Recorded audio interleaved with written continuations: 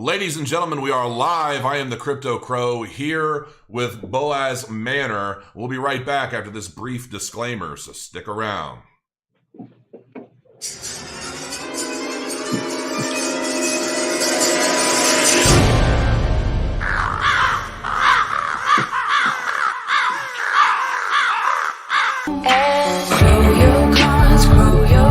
You gotta grow your coins, grow your coins, grow your coins, grow your coins, you gotta grow your coins, grow your coins, grow your coins, grow your coins, you gotta grow your coins, grow your coins, grow your coins, grow your coins, you gotta grow your coins.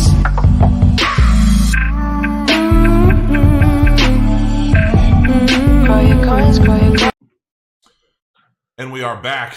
Thank you, everybody, for joining. I expect to see quite a few people piling in here over the next several minutes. I am the Crypto Crow, and tonight is a treat, a blessing, an eye-opening experience, all kinds of stuff. And tonight, we're actually going to be doing a live interview with Boaz Manor. And this is going to be part one of a 2 live episode series where we're going to cover just about every question out there. This is all basically focused around Boaz explaining things from his perspective. Not everything that is said is anything that, it's not coming from me. This is all coming from the man himself. Okay. So moving forward, Mr. Boaz Manor, welcome. Thank you. Appreciate it. I still want to call you Shaun. But that's okay. I'm going to get used to this. Obviously, there's a lot of stuff going on lately around blockchain terminal, a lot of fear, uncertainty, doubt. A lot of questions have been drawn up from, this article that it was published, this smear piece basically that had come out a couple days ago. And, a lot of people are either brushing it off as BS FUD, a smear job. Some people are accepting it as factual gospel. And that's a part of what we're here to address. You're basically standing up and you're saying, you know what, enough of this. Here's my true story. And that's basically what part one of this 2-part series is about. So welcome. I respect and appreciate the fact that you're here and you're doing this. But go ahead and I guess just start explaining a little bit about what has let's start, I think, maybe with your actual background, where you got started, where maybe some of this article was founded from, any bits of truth, whatever it was that kind of spearheaded this thing into what it is. Okay, I can start off by talking about the article in 10 seconds. I guess the reason I'm here is because this article came out, and I think that people reading the article might believe that either the whole thing is true or some parts of it are true, when in fact almost none of it is true. The main problem with the article was the source of the information. The source that gave all of these facts, ideas to the head researcher that did this article, purported to be either employees or ex-employees of the company. And the article says that employees or ex-employees of the company requested to speak anonymously because, I quote, "the citing fear of physical danger." And Okay. in fact, not a single employee was contacted, and not a single ex-employee was contacted. None of our employees or ex-employees of the BCT, blockchain terminal, were contacted or spoke to the reporter. Well, you say our employees, that's to imply that blockchain terminal is still open. You never closed? Correct. Blockchain terminal, the BCT is open, it's running and doing incredibly well. And in fact, it's doing so well, it just launched, it's put up the blockchain terminal for sale just about a week or so ago, that this entire article came from a single source, and that source is the competitor of the blockchain terminal, which is launching their own terminal. That is the full source of this information. Every person, and there was very few, that the head researcher was duped by simply was working for the competition. And the researcher, unfortunately, is young and was duped by these people that claimed that they were either employees or ex-employees, when in fact they were competitors. So pretty much every part of the article, and I want to get into, there's dozens and dozens of different pieces of misinformation here are false, but let me just cover some major highlights. One, that I was a CEO of the company. In fact, I've never worked for blockchain terminal, BCT, in any capacity. I'm an independent. I work as a management consultant, and I do some product design. But the idea that I was CEO or I led the company is nonsensical. The fact that I was convicted for an $800 million fraud is also completely and factually untrue. I was never convicted for fraud. Or the fact that there was an $800 million fraud. There was no $800 million fraud. And then thousands of other facts about the product, facts about my past. So I think in this part 1 of 2, there's a lot to talk about. I've never done a media interview before of any kind. I've never spoken to any newspapers or received a lot of requests. I'm a bit of an introvert, and you no. So let me say this. So I've been basically a marketing advisor for Blockchain Terminal now for several months, basically paid in BCT tokens. So and you and I have spoke fairly frequently about different ideas and things, and I feel you've been very transparent with me on just about everything. Even before a lot of this stuff came about, you and I have had some pretty good chats and discussions about pretty much everything. I feel. I feel you've been very open.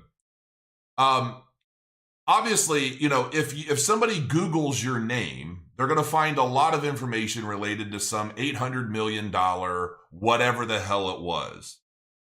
This was a situation that apparently had come about when you were 28. So that you're 45. It was 27 years or 17 years ago. And, you'd explained some bits of this to me and just kind of let me know, hey, this is a bit of my background that I'm not too proud of. This is kind of something that happened.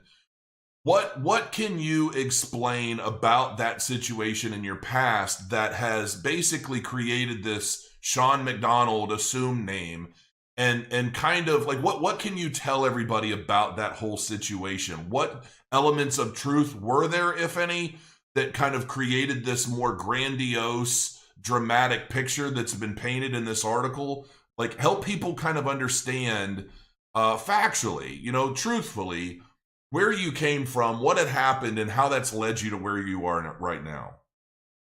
Okay. I can start off by saying that I think that everybody is entitled to a certain level of privacy, that people do not have to disclose any kind of embarrassing or painful situations that they've encountered in the past, so long as it does not relate to their current job. I'm in a profession right now as a product designer and as a management consultant in a minor role. Product design is my major focus. That doesn't require me talking about my past. And I've never spoken to any kind of publication about my past, and I prefer to keep it quiet. I feel, however, that I had to sort of come in and do this interview because I don't want the company that I did work for, not I worked for, but the fact that I did some product design for this company, and this product design is being used in the terminal, to get hurt by my past. So I can go a little bit into my past.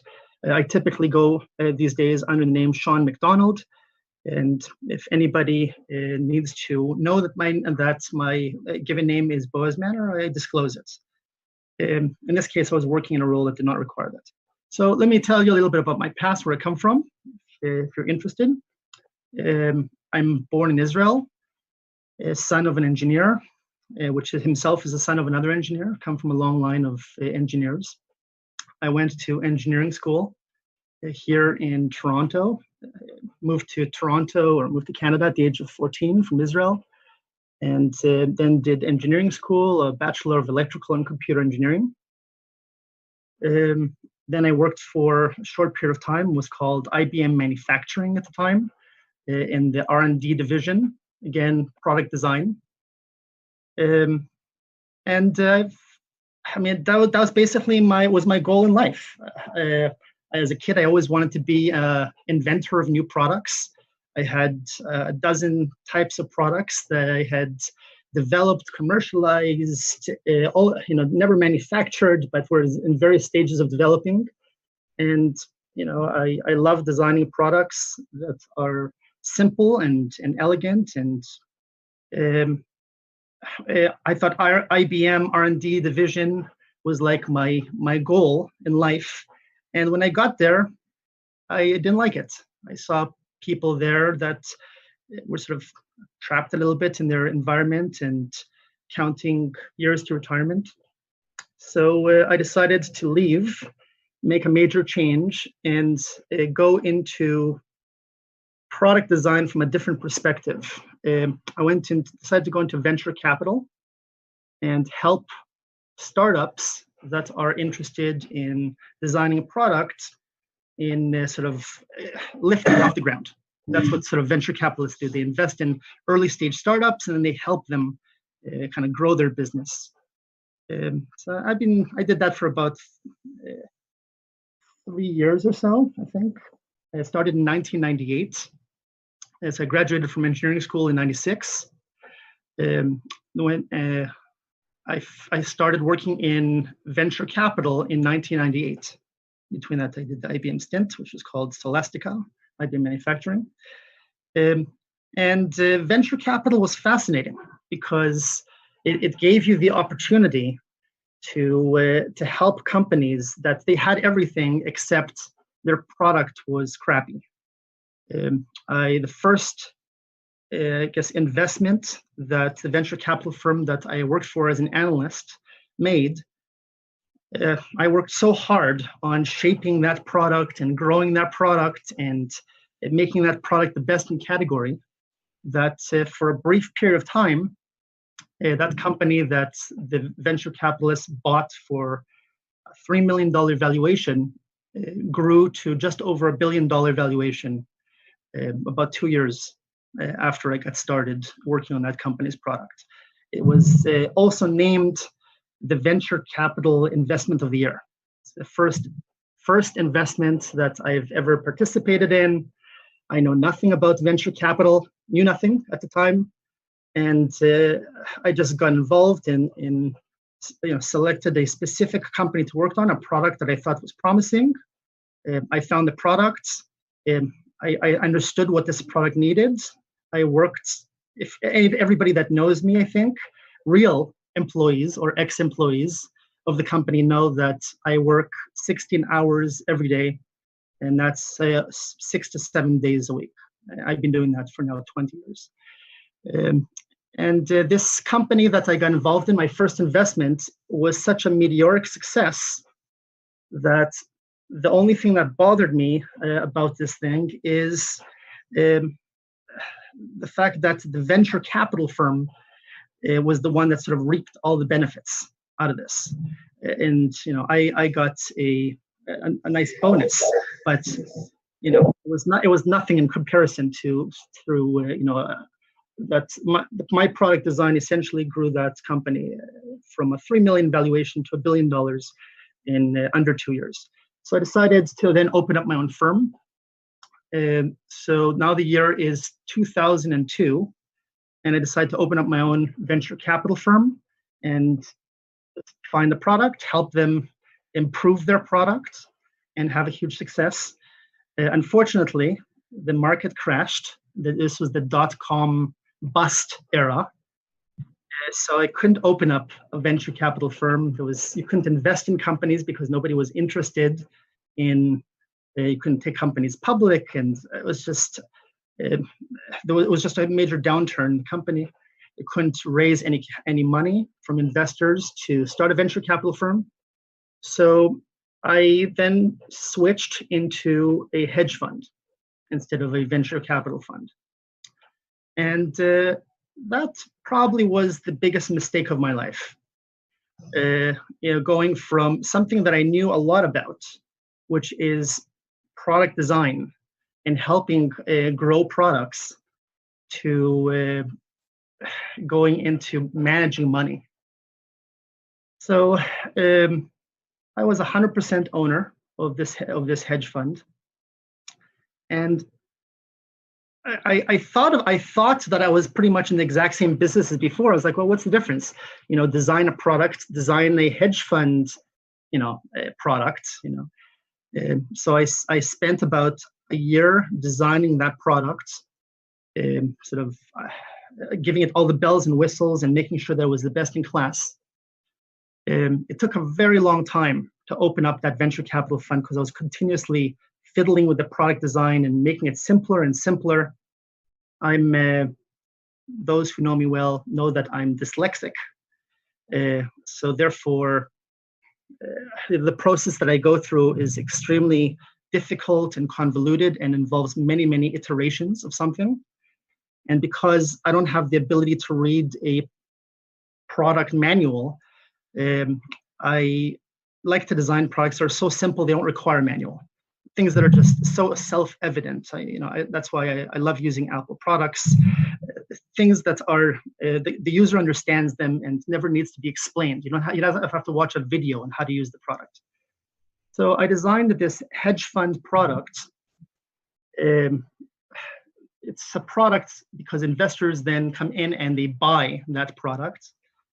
And like a regular product, it goes through a distribution channel of financial advisors that then recommend it to the clients. And that was basically my role there, right? My role in the company, not knowing anything about hedge funds, not having any relationships with financial advisors, not meeting any customers. I didn't go in front of customers. But basically, I was locked in my office almost all of the time, door locked, and designing all of the features of this product. And when we finally came out with this with this hedge fund offering, the product was so spectacular that even though we were about a year late in terms of when we were supposed to open, it set a record for the fastest growing hedge fund in history. I'm not aware of any hedge fund out there that started from zero, just no capital, no connections, nothing, and grew to 27,000 customers in just over a year. That's by the time that this fund closed about a year and a half later, due to an issue I can talk about, the company was adding 1,000 new customers per week. And it was slated, I think it had about $800+ million in sales in just over a year, and it was slated to do another $3 billion in sales the following year. The plan was to do $5 billion in sales in a period of 2 years, which no one had, 2-3 years, which no one had done before. But I think that's one of the reasons why I go by Shaun MacDonald, is because whenever somebody meets me, the first question, especially here in Canada, that they get obsessed with is how the heck did we sell $800 million plus of this product in a span of a year plus? And it's just, there's no tricks. You can't pay higher commissions. There's nothing you can do to create that kind of blockbuster success except have something that is not just a little bit better than the competition, but something that is an order of magnitude better, that is so far away from the competition that it's in a class of its own. So when we started off small with no connections, we put the product up for sale, nothing much happened. The first few people that got it all of a sudden started talking to their friends, and this word of mouth spread, and the company grew from a tiny group of 4 or 5 people to just over 100 employees, 2,000 distributors in a span of a year and a half. And at that point in time, that's where the mistake was. I really did think I was 28 years old at the time. I was a kid. I'm now 45 years old. I really thought that I believe that if you build a better mousetrap, everybody, the world will come beating a path to you. And I thought that if I design a better product in the hedge fund world, it's just like designing a better product in the engineering world. Just, winner takes all. Everybody comes to you, and it's over. But what happened was that product took away so much market share from other people. First of all, there was when we started and launched the hedge fund product, after about a year and a half of saying we're going to launch, nobody believed us that we're actually going to launch because it took such a long time. There was about 50 competitors. Within a span of a year, we had a 65% market share, and all of our competitors combined had the rest. So dozens and dozens of competitors went bankrupt instantly. Those were angry, but nothing in comparison to the real people that were really angry here in Canada, the bigger institutions. And eventually, all of this anger of people, I was egging on this thing. We were just so proud, celebrating, the success of this thing and enjoying the fruit of our labor. I didn't realize how easy it was to destroy a fund. So one of my competitors had a connection at the newspaper, and the newspaper published an article that said that $800 million had vanished into thin air. Anybody wants to read the article? It's called Investors' Money is Safe, Portis Says. Portis was the name of my fund. And it says there that Portis claims that they have $800 million, Portis sent a letter to its advisors saying the money is safely secured. We have $800 million safely secured in a Canadian bank. However, unnamed sources kind of reminds me of this article. I know, this is deja vu somehow. It's amazing to me. Unnamed sources say that there's only $16 million in the bank. And when investors saw in this article that there was I say there's $800 million, but unnamed sources say there's 16 million. There was a public panic of magnitude that shook the entire Canadian economy, because it appeared that I came out of thin air, no experience in hedge funds at all. And I basically somehow duped $800 million worth of people, 27,000 people, and stolen $800 million. And unfortunately, I couldn't sue the newspaper, unlike this time, where the magazine that actually wrote this is getting sued to the tune of 8 digits. Specifically, not the magazine, but the lead researcher that was duped by our competitors and never did any research is getting sued. But I could not sue the newspaper at that time because what they did was they wrote something that was factually true, unlike this one, but completely misleading. So they didn't say $800 million is missing. What they said was, we claim that there's $800 million in the bank. However, sources, unnamed sources say that there's only $16 million. And the misleading part was that instead of saying in the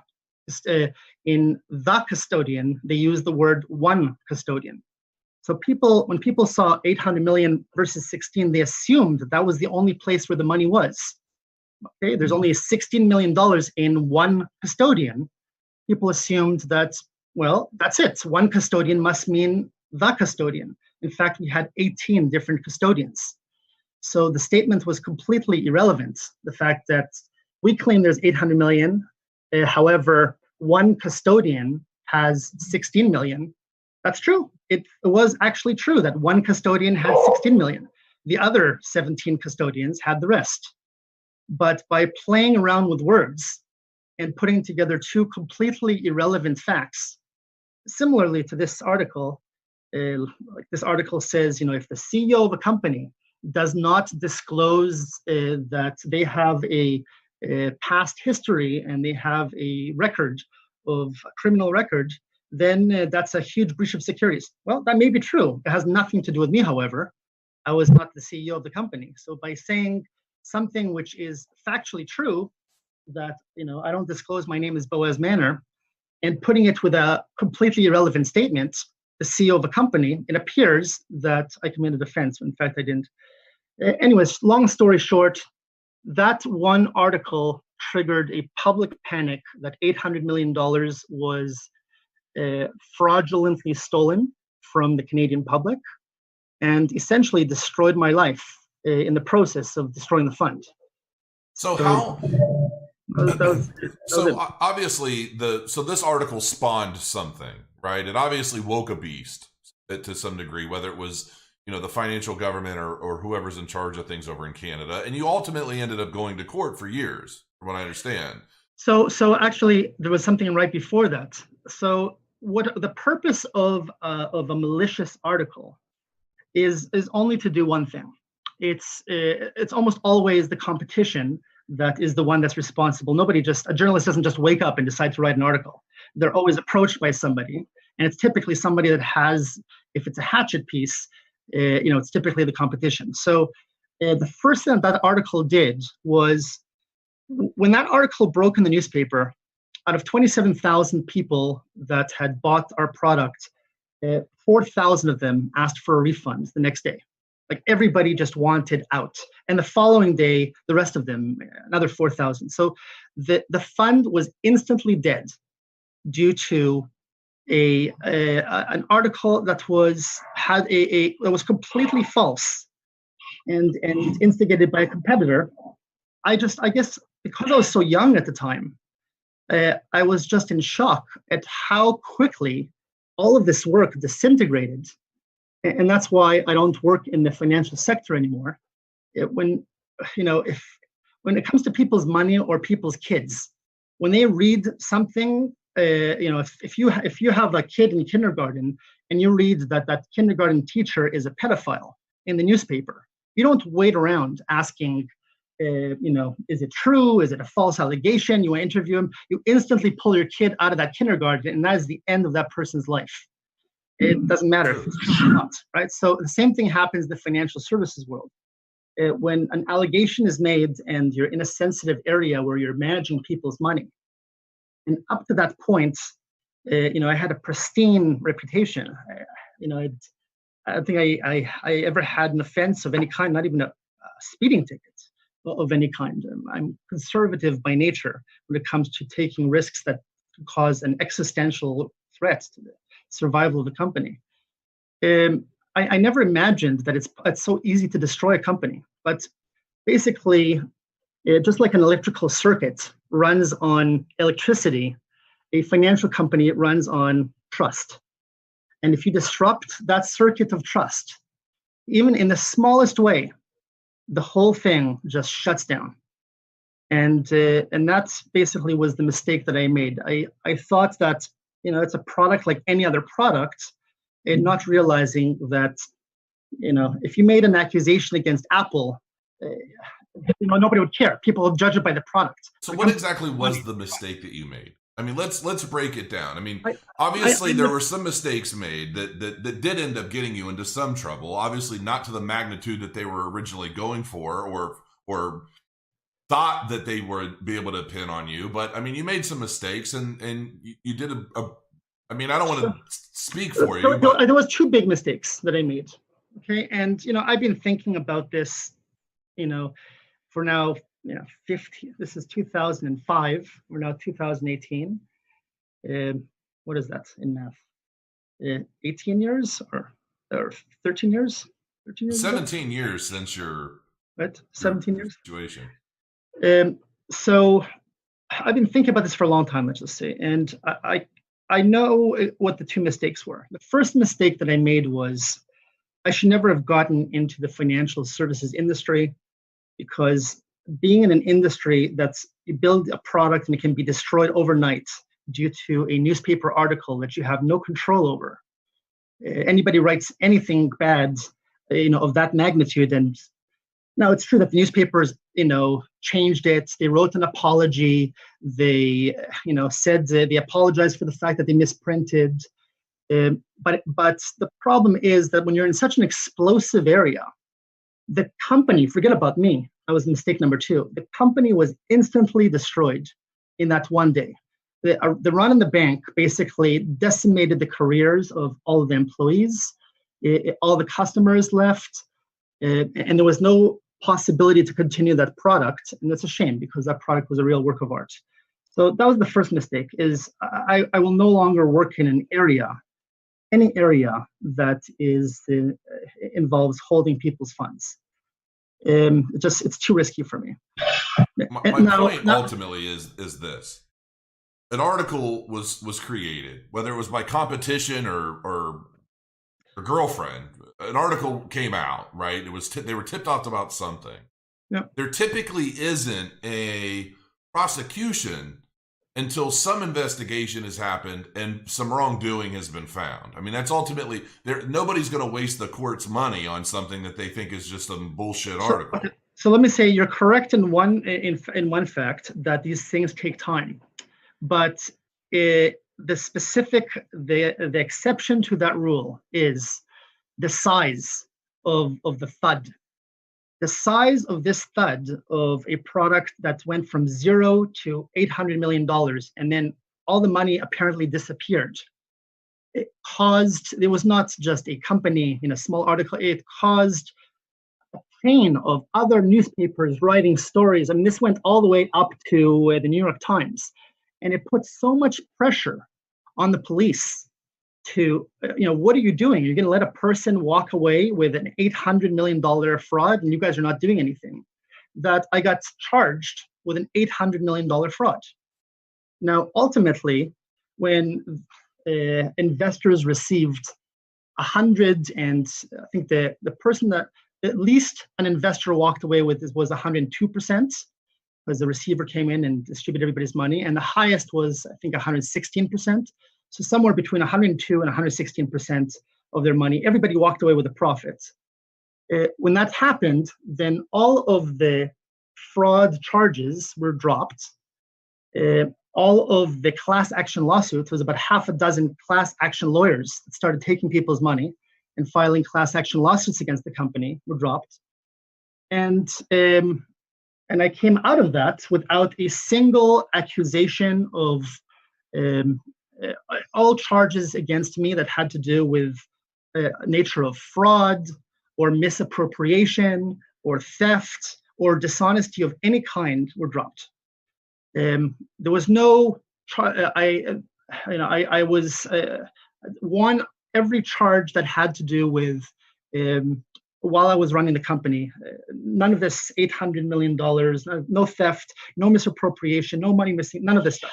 Where mistake number two that I made was, unfortunately,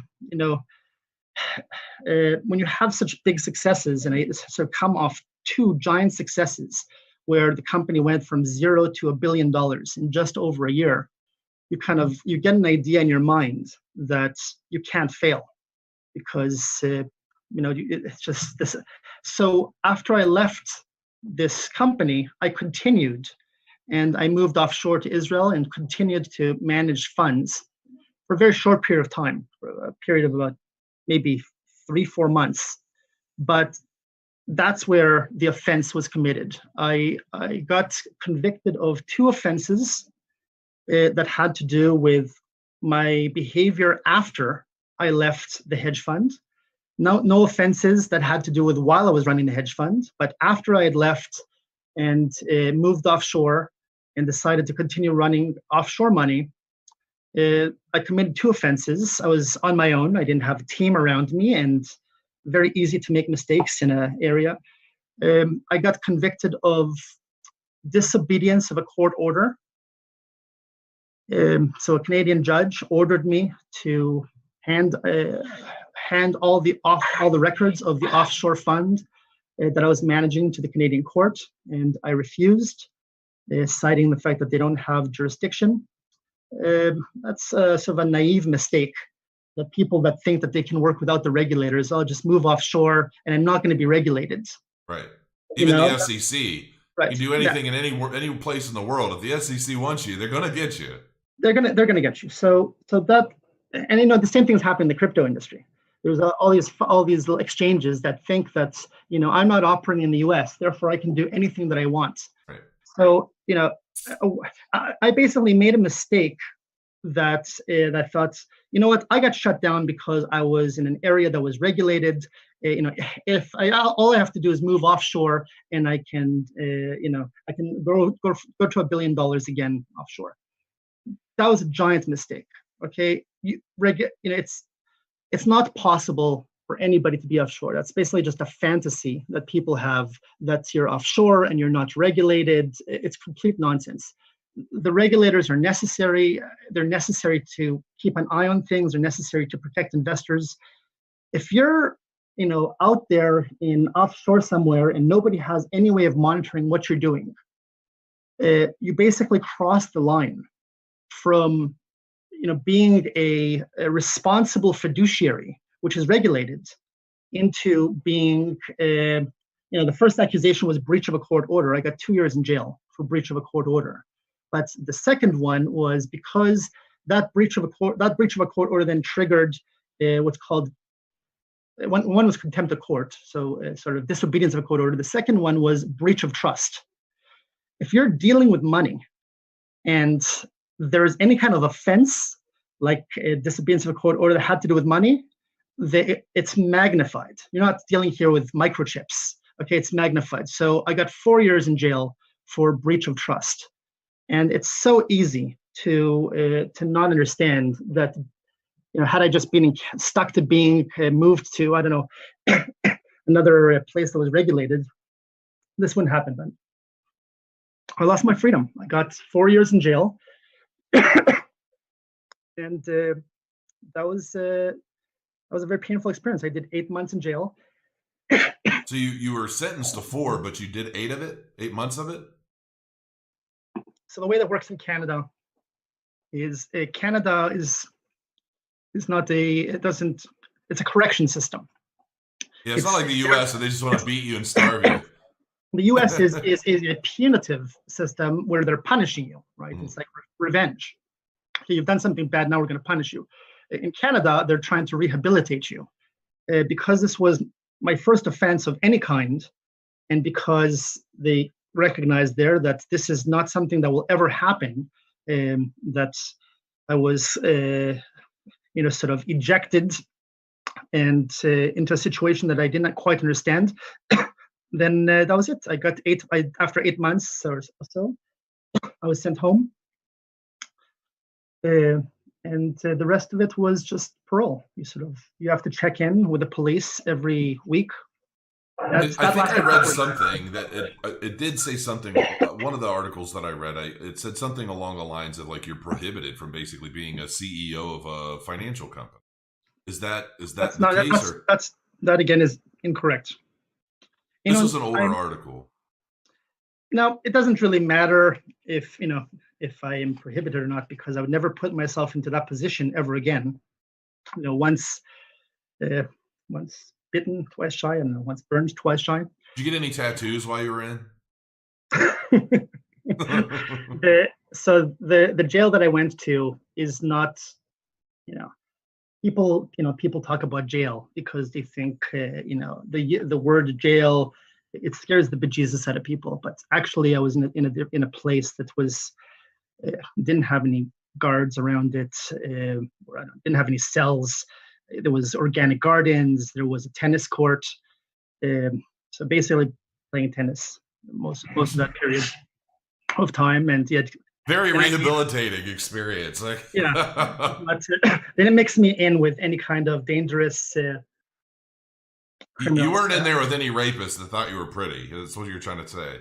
I tell you, before I went in, I had no idea what the prison You were system kind of was. pretty when you were 28, though. I could tell you. I was seeing those little pictures. I thought I was going to get killed. I was going to get killed. To make matters worse, the newspapers published all kinds of stories about diamonds. I was like, Jesus Christ, these guys are going to beat the crap out of me. I did see something about diamonds. You have a sister that lost diamonds or something like that? I don't... None of that is true. Okay, I don't know. It's a long, complex situation, and it involves no diamonds of any kind. It involved the Israeli diamond exchange. Anyways, it's sad. I don't know if we get into that, it's going to be like a 30-minute explanation of how I got caught between two different sort of jurisdictions. But at the end of the day, had I stolen, the prosecution was coming after me because the thud was so big, people were demanding blood, that if there was any ability, any proof that I had stolen $1,000 from this thing, I would have gone to jail for theft. They were so hungry to kind of put me in jail because they couldn't believe that at the end of this, you had the biggest hedge fund blow up. Everybody walked away with a profit. It's the only big blow up in hedge fund history where everybody walked away with a profit. So because of that situation, there was a tremendous amount of political pressure, people being embarrassed of why do we shut down this fund? There was no money missing. Everybody walked away with a profit, and they're trying to just find something that I did that was wrong. So I spent millions of dollars. I basically, that case bankrupted me. I spent every penny that I had hiring forensic accountants. I hired one of the I want to say their name, but it's one of the big four accounting firms to basically do a financial audit of every transaction that I did, everything that I did. And at the end of it, I was able to prove that not a single penny was stolen, that there wasn't any fraud of any kind, and therefore, or any dishonesty of any kind, and therefore all those charges were dropped. So I received no charges that had to do with my time. All those fraud charges that had to do with my time in Portis were all dropped. I was convicted of 2 charges of my behavior after the fund was shut down, and both of those are technicalities. Typically people don't get 2 years in jail for contempt of court. That was a real stiff sentence for contempt of court, and same thing with the other charge of 4 years. But at the end of it, I came out of it alive. I thought I was going to go to prison. I was going to get killed. I want to make a quick comment. The shifty eyes thing is because he can't see me. I don't think. People are trying to analyze you like FBI agents. They're trying to figure out if your facial tics are giving away. Somebody's watching too many episodes of that TV show. Okay, I'll put your photo right here. So I'll try to kind of stare at your photo now. I'm looking at chat comments, and it's like some of these guys are brutal. Some of them, it's a very mixed bag. And here's the thing. So I feel you've been very verbose and tried to be as transparent. I assume, I wasn't there. I don't know any of these, or I don't know what's a fact and what's not, but I feel there's this court transcript that's available that if anybody's interested, they're able to see the actual ruling. Newspapers publish things to sensationalize news. There's I know that. The easiest thing is to just see what the verdict was. And at the end of the last page of the verdict, the judge says that none of the actions that I took were sort of offenses that I did were there to enrich myself. I didn't enrich myself at the expense of others. And I got caught in 2 technicalities. The judge wished that at the end of this period, he called me, he said, I hope that you use your talents for things that are going to be benefiting society. And when I came out of prison for those 8 months, I did a lot of thinking as to what I want to work on, and I took the judge's advice And from that point on, I work on things that are projects that are important, projects that will really change the world and benefit society, and not things that are trivial in nature or financial services. I haven't worked on a business that had to do with some get quick rich scheme, some nonsense like that. Just massive projects, really big, complicated projects where my number one skill of product design can make a huge difference. So I'm going to make an observation, okay? And, people can take this with a grain of salt. You can laugh at it if you want. But, my past and a lot of the work that I've done has been, training salespeople, understanding the human psyche, being able to connect with people on a certain level in a genuine way, and trying to establish a rapport and a bond, right? And it's something I've always done is try to study people's mannerisms, how they speak, what their personality traits are like, just so that I can better understand them. And I'm looking at the comments in chat, and and so many people are thinking, oh, this, you can tell this guy's this and this guy's that. And I'm going to assess your personality, sir, for just a moment.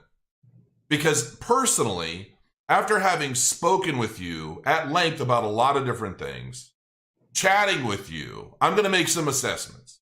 Number one, I think you're absolutely brilliant. I do. And this is not, and nobody's paying me for this fucking interview, people. I'm an advisor. I've been an advisor for months. This interview is not being paid for. But I think that you are, so my stepson had a neighbor friend. And my neighbor friend is very, very, very bright.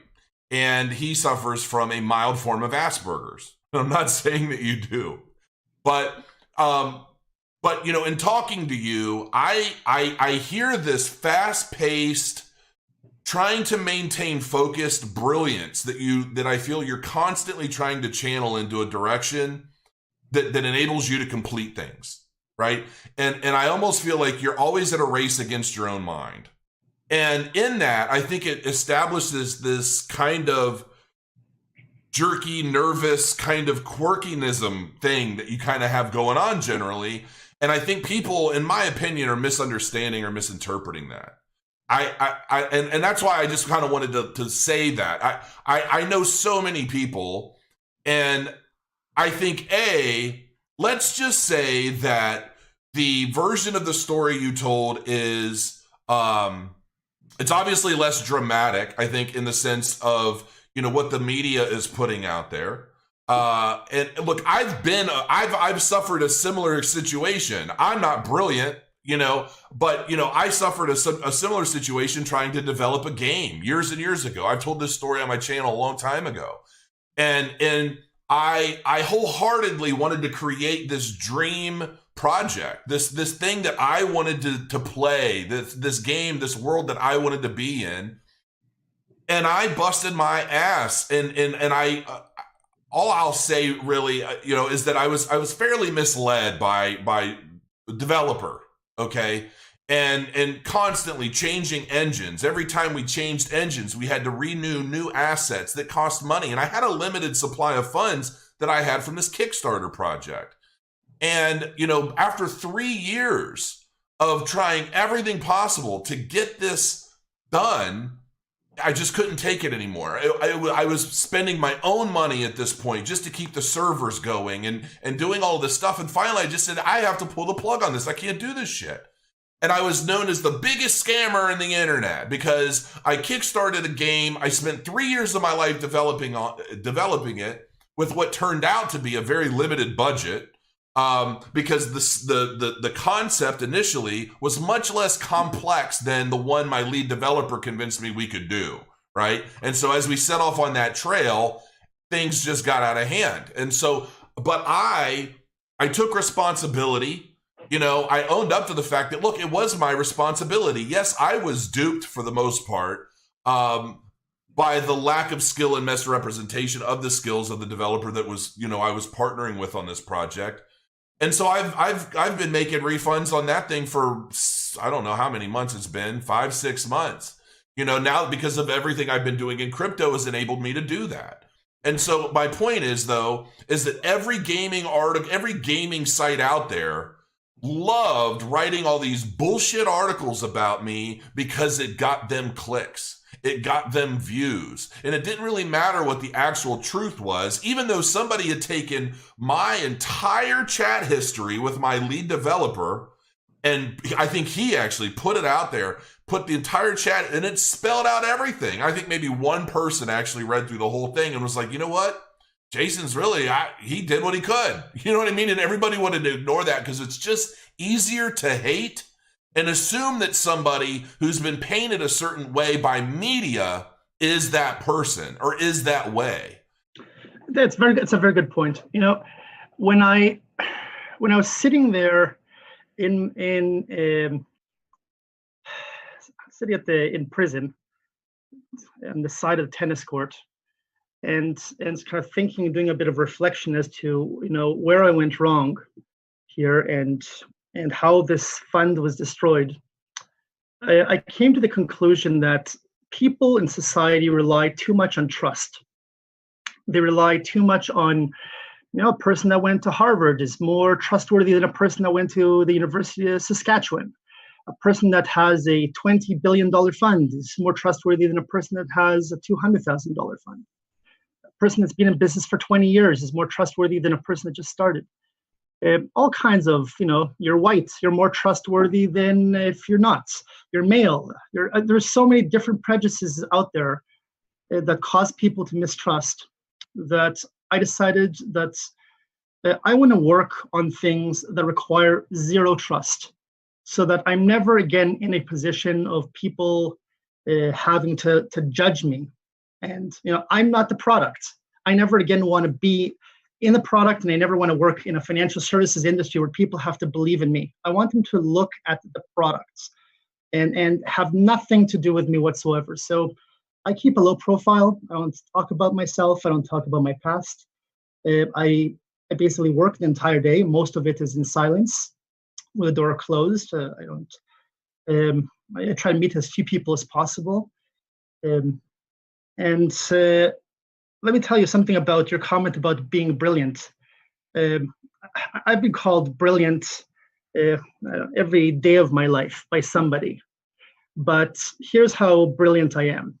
When I came out of prison, I decided to study for the LSAT. I was like, you know what? I'm going to be a lawyer. I want to learn more about the law, because I studied, LSAT has like little books that you can learn. You can do past tests.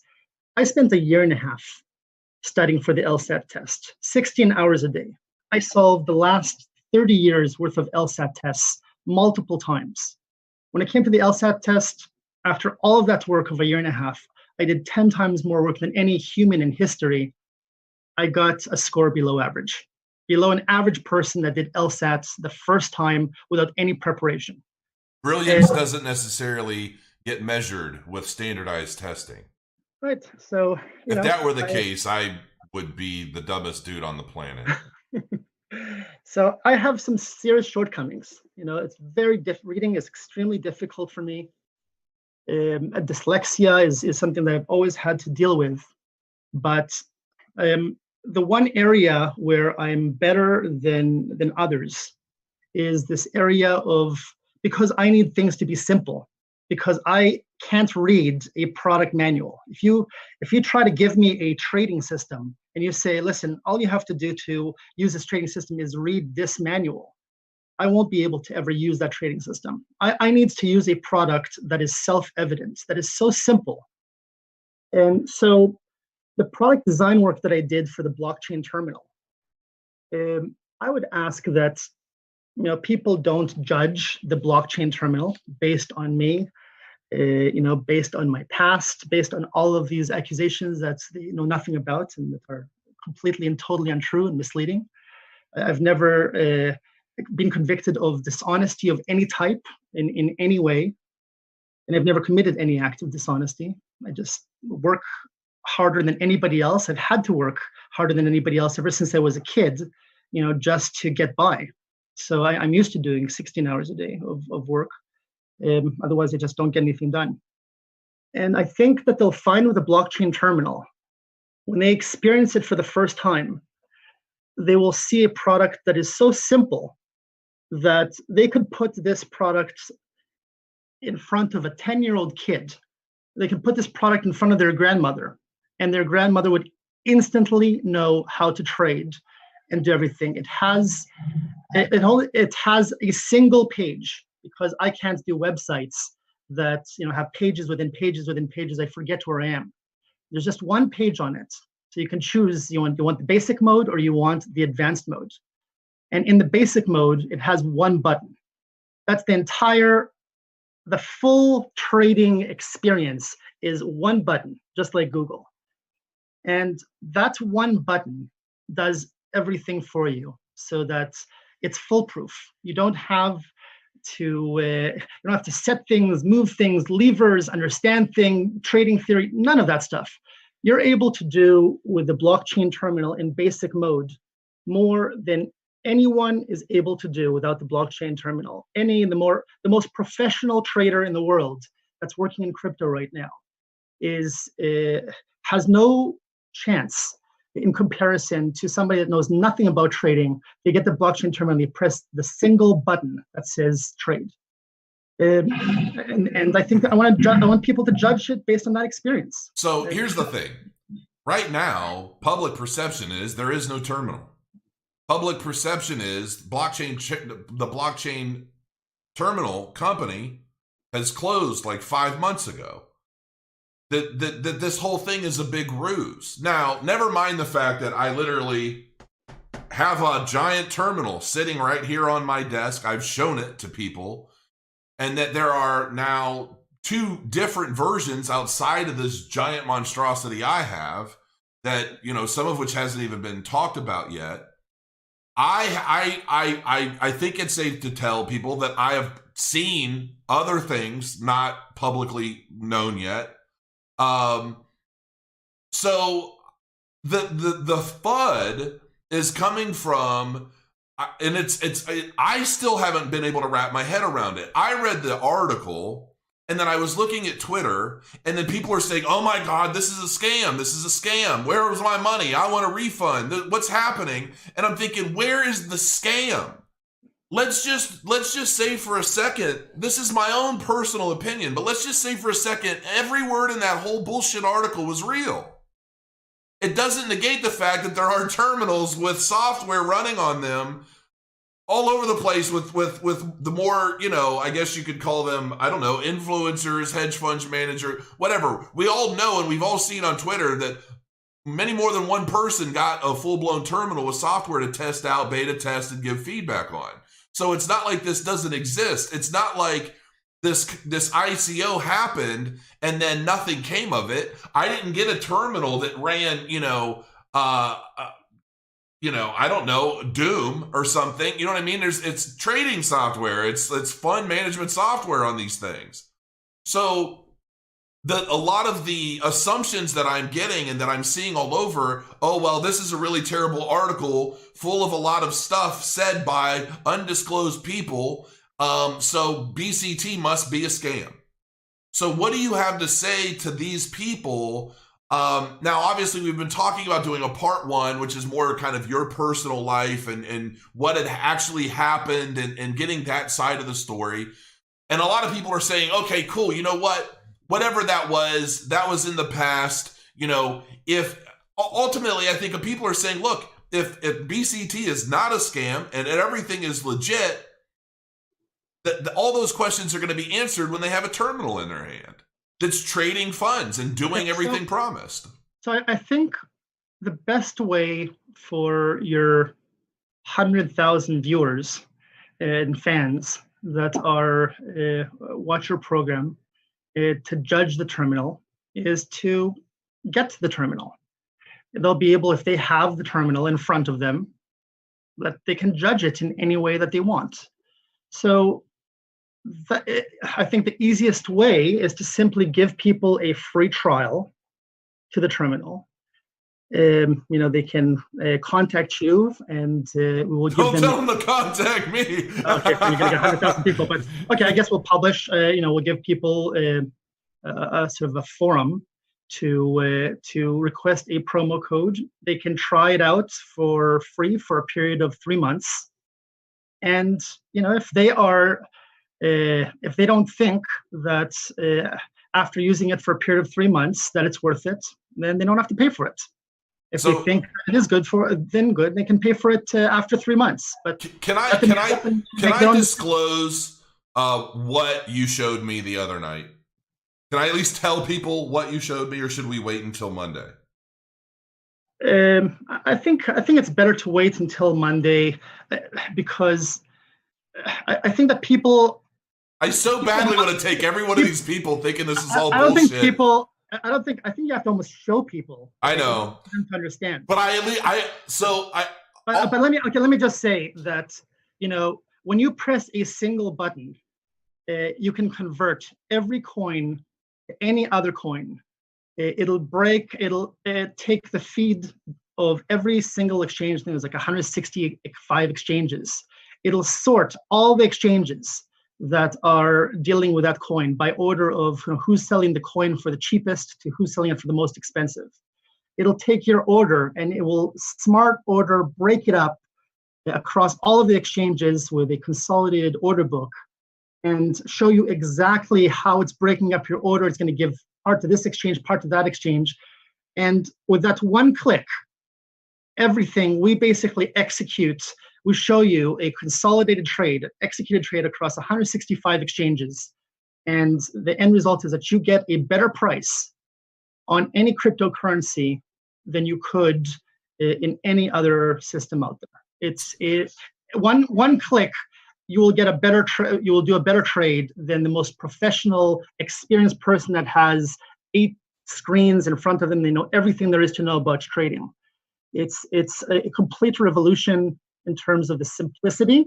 Let me interrupt you. Let me interrupt you and just say this, okay?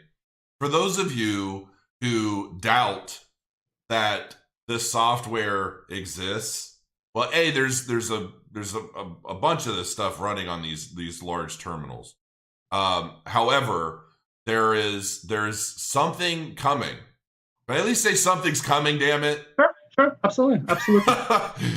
There's something coming that I have seen in an 1.5-hour demo that, in my humble opinion, is an absolute game changer. And I mean, I was shaking watching this video. And I don't mean like this is some animated video. I'm saying he's running through, clicking, showing this is what this does. Look at this, look at that. This is how this works for an 1.5 hours. Okay. So next week is going to be, next week is ultimately, here's the thing. And the reason why I'm emphasizing this is because, I've seen comments, whether in chat or in Telegram or on Twitter, and people are like, well, where have the updates been? Why has everybody been so quiet for months? What the hell is going on? And we're going to get into a lot of that stuff. I assume we're going to get into that more detail next week. Is that kind of the plan? Absolutely. The next week, what we're going to do in part 2 of this is we'll go through the product and give people the ability to just try out the product themselves. So they don't have to sort of see a demo of the product. They can just use it themselves and experience it for themselves.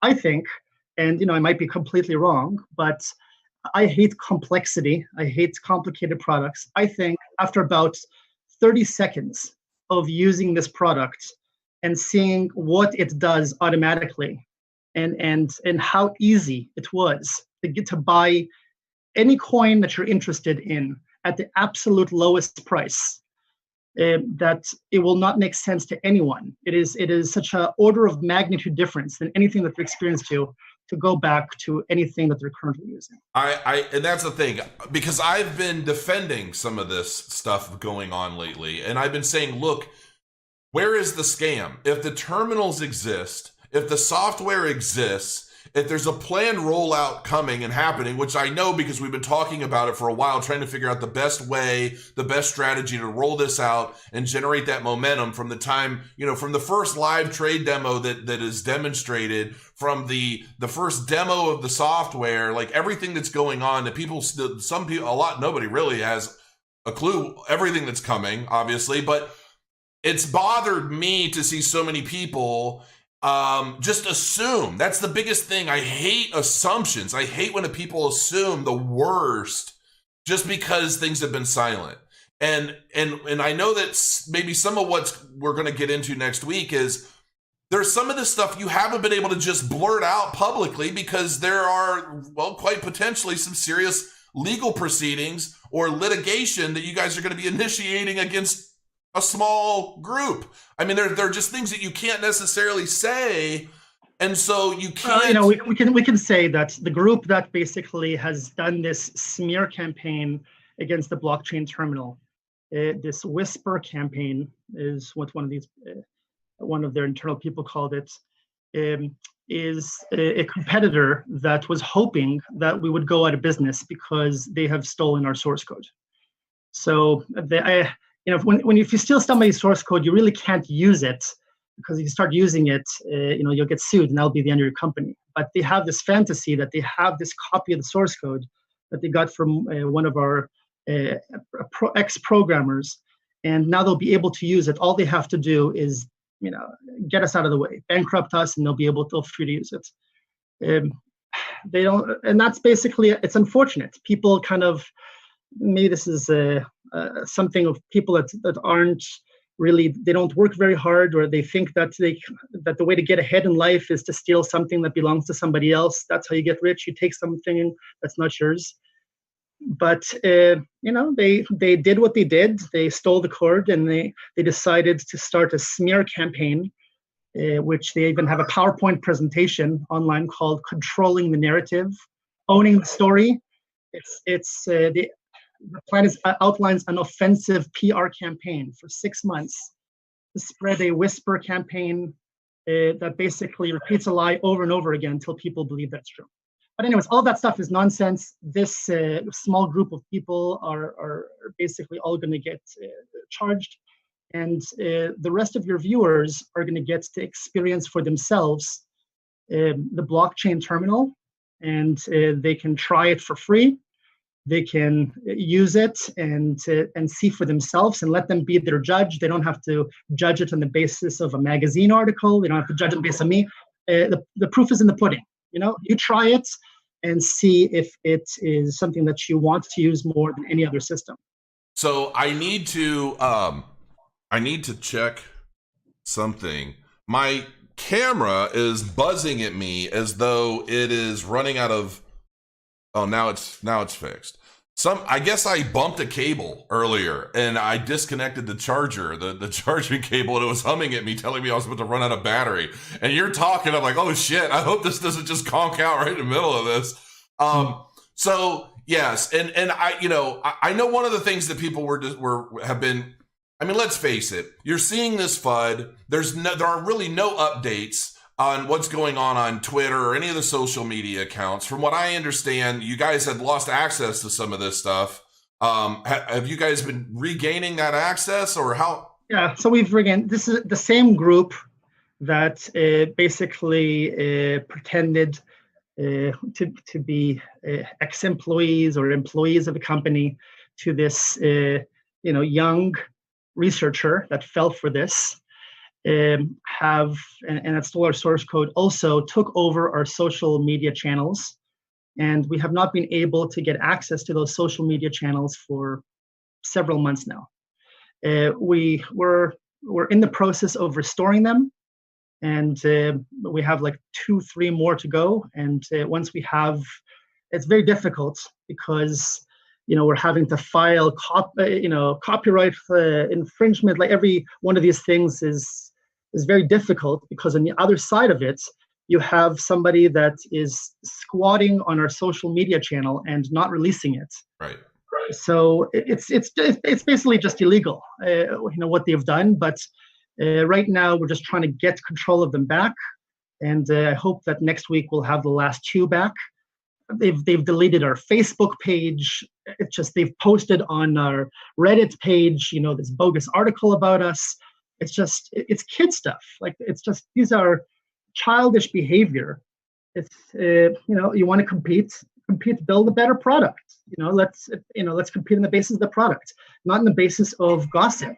So one of the other things, and then I think we could wrap this up and focus on everything that's been going on and prepare for next week. I feel like next week is going to be such a pivotal kind of moment, I feel, for blockchain terminal overall. People, you have no idea yet. That's all I'm going to say. But it'll change crypto. It's going to change crypto. Like, I already have the whole video planned out. When we're ready to do the video about the first live demo, the title of that video is going to say "The Bull Run Starts Now," because I mean, somebody said shaking, because they're like, you were shaking, and I'm like, you have no idea what I saw. The best article that has ever been written about the blockchain terminal, in terms of just digging into the facts. The one that was the most popular was the TechCrunch review, because TechCrunch just did a video of going through the terminal and showing a live video, so people, it's easier to watch a video. But a written article, which is on the BCT.io website, the product review that goes into every feature by, I think it's called Crypto Briefings, which does not. Oh, you're lying about this article, apparently, because your eyes are shifting all over again. Right. So just saying, if you read the Crypto Briefings article, and Crypto Briefing, what I like about them is they don't take any advertising. You can't, if they want to do a brutal review of your product, there's nothing you can do. You can't pay them. You can't advertise there. They want to be the Consumer Reports of reviewing crypto products. And if you read this Crypto Briefing article, it's about 3 pages that outlines every feature of the terminal. You'll understand, why this thing is such a breakthrough. So that's a third party, goes into every detail of what this product does, and you can sort of read it. But I personally think that the best way to judge a product is not to judge it on the basis of, what does this magazine say? What does that magazine? What does this person say? What do my friends say? But just to use it yourself. Right. Try it out yourself, and we will make the product available for free, so that you can use it for a certain period of time, so that you can understand every single aspect of it and feel comfortable with it. And then when you're ready to pay for it, and you want to kind of upgrade from the light version into something that you'll be using on a daily basis, then you can pay for it. So 2 quick comments. Jack Martin, thanks for joining. Yes, I have been losing weight. I'm down 8 pounds. I'm trying to get to 270 from 300. So I'm working. I've got a trainer and I'm dieting and all kinds of stuff. So I'm hoping to be skinny and pretty again someday, relatively sooner than later. And Diane Vicens is losing her damn mind, because she's just, you say we, what's we? Who the hell are you if you don't work for Blockchain Terminal? So, okay, great question. Because of my this past issue that I had with having a newspaper accusation, a fraud accusation, even though the newspapers have written apologies, even though the fraud charges were withdrawn, I still, when people see me or they look at Google me, instantly they think that I committed an $800 million fraud. And therefore, unfortunately, every company that I consult for, any company that I do design for, if I associate myself with that company in any way, that company is going to suffer the kind of reputational damage that I've suffered just by mere association. That's, even though this is something that happened when I was 28 years old and I'm 45, just no company is sort of willing to hire me and be associated. So therefore, I have to work as an independent contractor. And even though I don't work directly for the company, in this case, I worked for the owner of the company directly. And I do, my major focus is product design. My minor focus is management consulting. the company has, the people that actually did the programming, is about 30 engineers, which are the best. Each one is not only passionately interested in that specific expertise, but they are gifted in that specific area. These are people that are impossible to find. And these 30 people have banded together, and they've worked for such long hours for so many years. This is now the 3 years of a previous project, which we can get into Monday, called Compliance Guard, and then 1 year of work on this blockchain terminal. They basically are the ones that have paid the price to build this, and they're the ones that are going to be beaming in pride when this thing is unveiled. And we hope that this changes crypto. It brings institutional investors into crypto, because in advanced mode, it finally has a product that institutions can use. Consolidated order book of every major exchange. It'll bring the novices, people that are able to have enormous power, because it just does everything automatically with one button. We've taken every major issue, and the reason that product design is so near and dear to me, and the reason I talk to people, even though sort of speaking to people is very difficult for me. I only have 2 friends in the entire world. The product design is an iterative process of continuously showing things to people and getting their feedback. So I have presented this to many people, hundreds of people, and to continuously, what do you think about this feature? What do you think about that? And we've reached a point where everybody that we present it to, there's no longer, if you can only add this, if you can only add that. It's a jaw-dropping reaction right now every time, and that's the time. That's basically, yes, it's delayed. We wanted to release this thing a few months ago, but we want to make sure that it's just that great experience that everybody that has been patient for so long is waiting for, and it's a team of perfectionists. So, I think you'll be surprised. All right, so look, man. First of all, there are always going to be people who hate, who it's easy to just assume the worst of everyone. I think the fact that you came on here tonight to tell your side of the story, you didn't have to. You didn't have to come out here and tell anybody squat, really. But I definitely I feel like you kind of coming out, and telling your side of the story, I'm hoping at least gives people that incentive to wait and see what this company has done. And I having seen what I've seen, and I'm very excited. I'm very much excited about what's coming. To everyone out there that's watching and listening to this story, the only thing I can really say is reserve judgment until this has taken shape in front of you. Once you've seen this, once you've been given the opportunity, which plan, hopefully, if all goes well, is going to be next week, everybody's going to be able to go and experiment and touch this and use it and see how this has all come together. And then let's see what you have to say. Personally, I'm of the belief that, dude, when I was young, I used to play chicken with semis. You know what I'm saying? I mean, I've done all kinds of dumb shit. I was the first person to ever jump off a US 50 bridge in Indiana.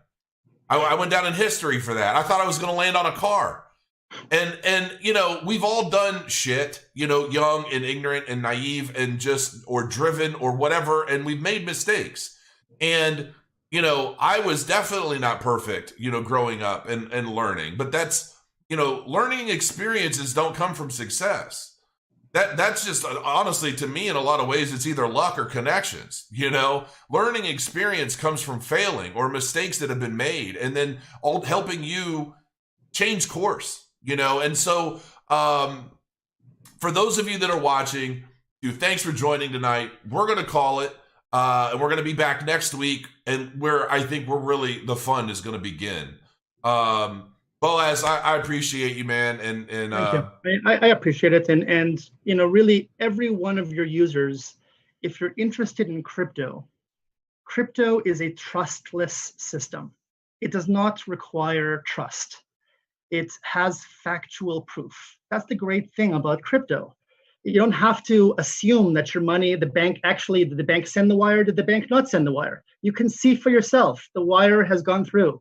You have sent your friend this many Bitcoins. You have factual evidence of this. You don't have to take somebody else's word for it.